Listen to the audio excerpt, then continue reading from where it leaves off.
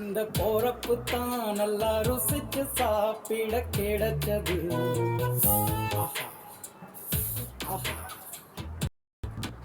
அத நினைச்சுத்தான் மனோ உலகம் முழுவதும் பருக்குது. உணவிலே ஒரு உறவு இருக்குது, உள்ளுக்குள்ளே ஒரு கவிதை பிறக்குது. போறப்புத்தான்